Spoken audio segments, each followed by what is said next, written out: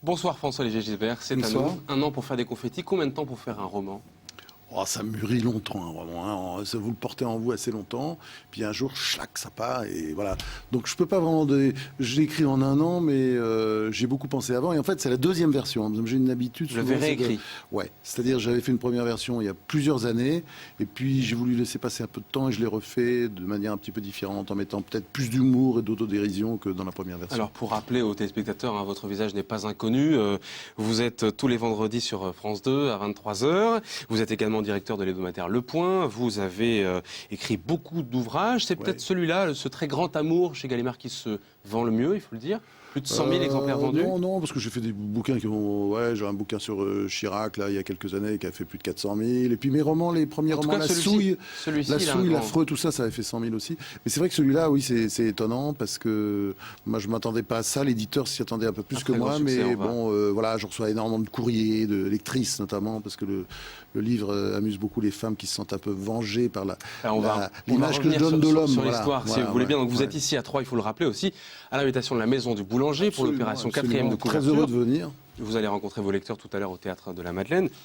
Alors ce roman, c'est un roman qui se dévore, c'est l'histoire en 2 mots d'Antoine qui a 7 enfants, 5 femmes différentes au cours de sa vie, qui aime beaucoup l'amour et qui à un moment donné rencontre une jeune femme, Isabella, dont il tombe fou amoureux. Ça chamboule sa vie. Et c'est aussi une histoire sur la maladie, puisqu'à un moment donné, votre personnage principal... parce qu'il y a effectivement du vieillissement dans l'air. Voilà. Il a entre 50 et 60, mais il se rapproche de la soixantaine. Vous avez quel âge? Et puis, moi, j'ai 61. 61, donc 61. Il a, on va dire 61 ans. Dites-moi que je ne les fais pas. Non, pas du tout. Non. Il est plus jeune que moi. On va dire 50 et 60. Et vous décrivez donc... Parce que c'est un roman, c'est très proche de la réalité, c'est vrai. Parce que vous assumez ce côté... J'assume, disons... C'est un peu ma vie. Un peu ma vie, mais pas complètement. Et puis surtout...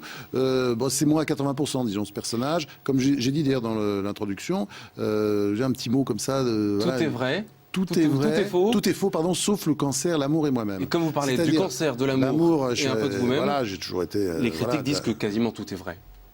Oui, mais non, il y a des petites choses, parce que je joue beaucoup dans la caricature. Par exemple, tout simplement, à un moment donné, il y a une scène cocasse de remise de décoration, parce que le livre, voilà, je ne suis pas du tout dans la plainte, hein, c'est clair, on a bien vu, et je suis plutôt dans l'autodérision, et puis, disons, je déconstruis un peu le personnage de l'homme. C'est pour ça que ce livre plaît aux femmes, etc. Mais moi j'ai pas voulu dire, c'est pas un livre de règlement de compte, c'est pas un livre, vous voyez, si je règle des comptes, c'est avec mon passé. Mais il y a une scène, par exemple, de remise de décoration à l'Élysée. J'ai jamais reçu la Légion d'honneur, j'ai toujours refusé. Racontez-nous cette scène dans vous. Il fait sous lui parce qu'il a des problèmes de prostate, quoi. On voit bien, donc il y a des. Il se remet là, la Légion d'honneur. Il y a des fuites urinaires et voilà. Bon, c'est une façon, alors on peut dire métaphoriquement, il pisse sur les décorations, sur les décorations. On peut l'interpréter comme ça, de manière un peu freudienne, si vous voulez. Mais donc, moi, j'ai essayé d'en rire de tout ça parce que, au fond, c'est un livre sur l'amour. Moi, j'aime l'amour. J'ai beaucoup payé d'ailleurs pour l'amour. Je suis très heureux en amour aujourd'hui. Vous voyez, et je fais, disons, une espèce de pas le procès, mais disons une sorte de déconstruction de ce qu'on appelle le très grand amour ou l'amour-passion. Vous savez, ces sortes de cathédrales fusionnelles de 150 étages d'où un jour on va finir par tomber. Moi, je crois beaucoup à l'amour. J'ai beaucoup aimé dans ma vie et j'aimerais toujours. Et je peux pas vivre sans amour. C'est aussi un livre sur la maladie.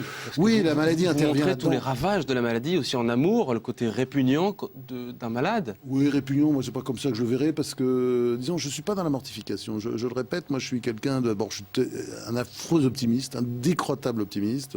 Parfois des petits accès de pessimisme. Mais ça, c'est, vous savez, c'est des. Les optimistes sont toujours. Société, oui, et puis les optimistes sont toujours des pessimistes qui se soignent.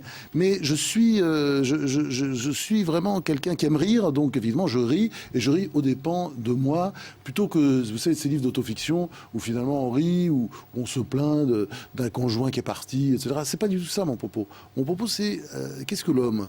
L'homme, cette machine à aimer, à faire des bêtises, infantiles, même quand il est âgé.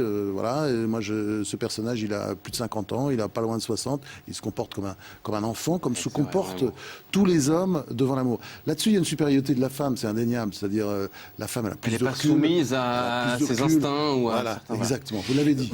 C'est pas moi qui l'ai dit. Non, mais voilà, ce qu'on comprend très bien. Votre ouvrage, il m'a fait penser à celui de Patrick Poivre d'Arvor, qu'on avait reçu aussi à Canal 32, Fragment d'une femme perdue, où lui aussi raconte une histoire d'amour. Il se livre, c'est assez cru. Et on se demande qu'est-ce qui vous pousse, vous, Vous êtes assez proches tous les deux en termes de carrière médiatique. On était à l'école ensemble. À l'école ensemble. Qu'est-ce qui vous pousse à vous livrer, raconter un peu ces histoires assez proches de votre réalité? Moi, je me livre pas. Honnêtement, franchement, je me livre pas. Lui, il nous a dit la même chose, mais on attendez. Non, c'est très simple. Je vais vous dire les choses. Ces thèmes-là. Je vais vous répondre franchement. J'ai écrit un livre il y a plusieurs années qui a rencontré un certain succès, qui s'appelait L'Américain. Je racontais mon enfance. Mon enfance, qui était dure, voilà, c'est un livre d'ailleurs, je vois, il a toujours du succès, il continue à se vendre, mais là c'est très personnel et tout est vrai. Ce livre-là, c'est tout à fait différent. C'est le côté prédateur que peut avoir le romancier. Moi, j'ai toujours voulu être romancier. Hein. Je suis arrivé au journalisme par hasard, mais quand j'étais petit, j'avais 8-9 ans déjà, je voulais être Victor Hugo ou rien. Bon, j'étais pas grand-chose, Gisbert, mais je fais des romans. Et quand, disons, à un moment dans ma vie, j'ai eu, disons, plusieurs camions qui sont arrivés par plusieurs chemins en même temps pour me tomber dessus, le très grand amour, le cancer, différents...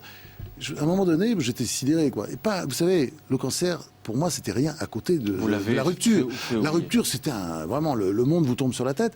Et je me suis dit, mais ça ferait un bon livre. Voilà. Donc, vous voyez, c'est pas la démarche de quelqu'un qui dit ah ben non, je vais raconter ce qui m'est arrivé. C'est pas ça. C'est une construction artistique. Moi, j'ai toujours, je suis un petit artisan. Moi, vous voyez, j'en suis à mon 20e livre.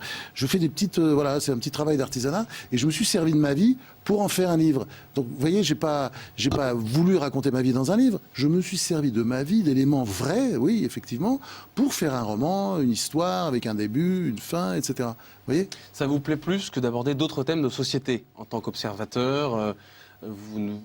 Vous cantonnez à reprendre un peu certains fils de votre vie pour aborder ces thèmes-là, mais pas d'autres. Ça ne vous intéresse pas forcément en ce moment? Moi, tout m'intéresse. Alors donc, je suis curieux de tout. Ce qui est vrai, c'est que l'amour est la chose qui me passionne. C'est la chose qui a été la plus importante dans ma vie, certainement. L'amour des femmes, l'amour des enfants, l'amour d'un paysage, l'amour d'un pays. Enfin, oui, je crois qu'on ne peut pas vivre sans amour. Moi, je ne pourrais pas vivre sans amour. Donc, c'est un livre là-dessus. Par-dessus, évidemment, il y a aussi le rapport à la maladie. Bon, j'en parle pas comme d'autres écrivains peuvent en parler. Je pense à Philippe Roth, qui lui plutôt c'est un livre beaucoup plus noir. Moi, mon livre, je pense qu'il est plus solaire parce que sans doute je suis aussi quelqu'un d'optimiste et ricanant, même peut-être devant la mort. Vous voyez ce que je veux dire? Voilà, je suis un peu. Je pense que j'avais un ami qui était très proche de moi, André Frossard, quand on travaillait ensemble dans le même journal. Je voyais sur son lit d'agonie, j'assure, il faisait encore des plaisanteries. Et moi, je crois que je serais quelqu'un comme ça. Vous voyez ce que je veux dire? Il faisait des blagues à ses copains sur son lit d'agonie. Optimiste et ricanant, Franz-Olivier Gisbert. Merci beaucoup. Il faut rire. Merci beaucoup. En tout cas, je vous conseille vivement cet ouvrage, donc Un très grand amour, édition Gallimard. Merci beaucoup d'être venu malgré vos petits soucis de santé, en tout cas. Et puis bonne soirée avec vos lecteurs troyens et au bois.